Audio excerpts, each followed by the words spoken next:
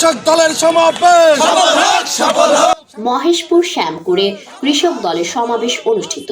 বাংলাদেশের সংখ্যাগরিষ্ঠ কৃষক জনগোষ্ঠীকে সংগঠিত করার লক্ষ্যে সারা দেশে 3 মাস ব্যাপী ইউনিয়ন পর্যায়ের কৃষক সমাবেশের অংশ হিসেবে সোমবার বিকেলে ঝিনাইদহের মহেশপুর উপজেলার 5 নং শ্যামপুর ইউনিয়নের শ্যামপুর প্রাথমিক বিদ্যালয় মাঠে বাংলাদেশ জাতীয়তাবাদী কৃষক দল মহেশপুর উপজেলা শাখার আহ্বায়ক আলহাজ এম.এ.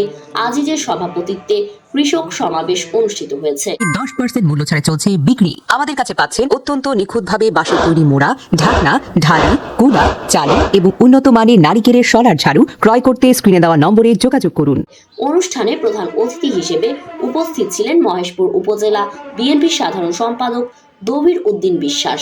বিশেষ অতিথি হিসেবে উপস্থিত ছিলেন ঝিনাইদহ জেলা কৃষক দলের সভাপতি শামসুল হক, মহেশপুর উপজেলা বিএনপি সাংগঠনিক সম্পাদক জিয়াউর রহমান জিয়া, মহেশপুর উপজেলা যুব দলের আহ্বায়ক হাজী ফয়সাল, উপজেলা স্বেচ্ছাসেবক দলের সদস্য সচিব সুরুজ্জামান সুরুজ, শ্যামপুর ইউনিয়ন বিএনপির সভাপতি শাহানুর আলম, প্রেস ক্লাব মহেশপুরের সভাপতি সরওয়ার হোসেন, উপজেলা কৃষক দলের যুগ্ম আহ্বায়ক গিয়াসউদ্দিন সুমন প্রমুখ।